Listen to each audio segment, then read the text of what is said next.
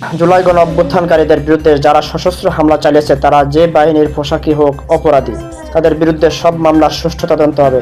এছাড়া জুলাই যোদ্ধাদের সুরক্ষা দেওয়ার কথাও জানিয়েছেন স্বরাষ্ট্রমন্ত্রী সালাউদ্দিন আহমেদ। গণ অভ্যুত্থানের সময় আন্দোলনকারীদের বিরুদ্ধে যারা হানাদার বাহিনীর মতো ঝাঁপিয়ে পড়ে গণহত্যা চালিয়েছে, জনতার প্রতিরোধের মুখে তাদের কেউ কেউ হয়তো প্রাণ হারিয়েছে, কারণ ওটা ছিল একটি রণক্ষেত্র। সেখানে জুলাই যোদ্ধাদের সুরক্ষা দেওয়ার জন্যই এই অধ্যাদেশ জারি করা হয়েছে। এই বিষয়ে সারা দেশের মানুষ একমত। সালাউদ্দিন আহমেদ বলেন, জুলাই আগস্টের আন্দোলনে যারা সশস্ত্র হামলা চালিয়েছে তারা পুলিশের পোশাক পরুক অথবা যুবলীগ ছাত্রলীগের সদস্য হোক, যে বাহিনীর পোশাকই পরুক না কেন, তারা সবাই অপরাধী। তাদের বিরুদ্ধে মামলা করা হয়েছে। যদি কারো বিরুদ্ধে মামলা না হয়ে থাকে তবে আপনারা করবেন। সোমবার জাতীয় সংসদ অধিবেশনে সংসদ সদস্য আক্তার হোসেন ও জয়নুল আবেদিন ফারুকের সম্পূরক প্রশ্নের জবাবে এসব কথা জানান তিনি। জুলাই যোদ্ধাদের ইনডেমনিটি দেওয়ার বিষয়ে জুলাই জাতীয় সনদে আমরা অঙ্গীকারবদ্ধ। এই অঙ্গীকারের পরিপ্রেক্ষিতে অন্তর্বর্তী সরকারের সময় জুলাই যোদ্ধা সুরক্ষা অধ্যাদেশ জারি করা হয়েছিল। বর্তমানে 133টি অধ্যাদেশের সঙ্গে এটিও মহান জাতীয় সংসদে উত্থাপন করা হয়েছে।